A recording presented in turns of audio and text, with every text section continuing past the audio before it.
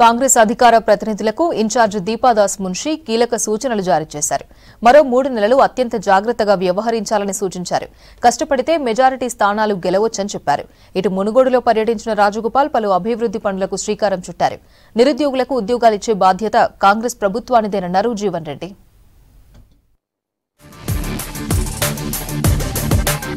గాంధీ భవన్ లో పీసీసీ అధికార ప్రతినిధుల సమావేశం జరిగింది. ఈ సమావేశానికి ఇన్ఛార్జ్ దీపాదాస్ మున్షి హాజరయ్యారు. రాష్ట్రంలో పార్టీ బలంగా ఉందని, కార్యకర్తలు కష్టపడితే పార్లమెంట్ ఎన్నికల్లో మెజారిటీ సీట్లు సాధించొచ్చని సూచించారు దీపాదాస్ మున్షి. ఈ ఎన్నికల్లో అధికార ప్రతినిధుల బాధ్యత చాలా ఉందని చెప్పారు. ప్రభుత్వ పథకాలను జనాల్లోకి తీసుకువెళ్లాలని సూచించారు. ప్రణాళిక తయారు చేసుకుని ముందుకు వెళ్లాలని చెప్పారు దీపాదాస్ మున్షి. రాష్ట్రంలో గెలిచాక కొంత విశ్రాంతి తీసుకున్నా మరో 3 నెలలు మనకు చాలా కీలకమన్నారు. దేశంలో కాంగ్రెస్ గెలవాలంటే తెలంగాణ నుంచి అత్యంత పెద్ద బాధ్యత నిర్వర్తించాలని చెప్పారు దీపాదాస్. మునుగోడులో కళ్యాణ లక్ష్మి చెక్కుల పంపిణీ చేశారు ఎమ్మెల్యే రాజగోపాల్ రెడ్డి. తన కోసం కళ్యాణ లక్ష్మి చెక్కులు ఆపొద్దని అధికారులకు ఆదేశాలు జారీ చేశారు. కళ్యాణ లక్ష్మి చెక్కులు వచ్చిన వెంటనే లబ్ధిదారులు ఇంటికి వెళ్లి ఇవ్వాలని సూచించారు. ప్రభుత్వ కార్యాలయాల్లో పనుల కోసం పైసా కూడా ఇవ్వొద్దని సూచించారు. ఏ అవసరం ఉన్నా ప్రజలు తన ఇంటి తలుపులు తట్టొచ్చని చెప్పారు Rajagopal Reddy. Ration card, pension, Kalyana Lakshmi చెక్కు, గృహలక్ష్మి పథకం ఇల్లు వస్తుంది, ఇల్లు వస్తాయి.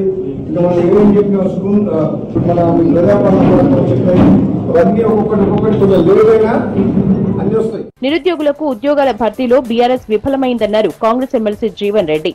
టీఎస్పీఎస్సీ బోర్డు అవకతవకలకు పాల్పడిందని ఆరోపించారు. చైర్మన్ రాజీనామాను ఆమోదించకపోవడంతో ఉద్యోగాల భర్తీ ఆలస్యమవుతోందన్నారు. ఉద్యోగ నియామకాలపై రాష్ట్ర ప్రభుత్వం కట్టుబడి ఉందన్నారు. టీఎస్పీఎస్సీ చైర్మన్ సభ్యుల రాజీనామాను ఆమోదించాలని గవర్నర్ కి లేఖ రాస్తామన్నారు జీవన్ రెడ్డి. గవర్నర్ గారు ఏదైతున్నదో దాదాపు 1 నెల రోజులు గడుస్తుంది.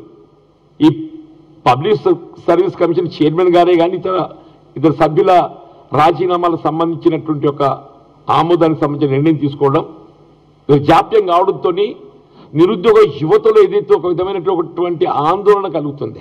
కాబట్టి నేను గవర్నర్ గారు విజ్ఞప్తి చేస్తున్నాను చెప్పంటే ఇవాళ మీరు ఈ chairman and public service commission సభ్యులకు సంబంధించి వాళ్ళే స్వచ్ఛందంగా రాజీనామా చేసిండ్రు. ఇప్పుడు విచారణ కొనసాగుతున్నది.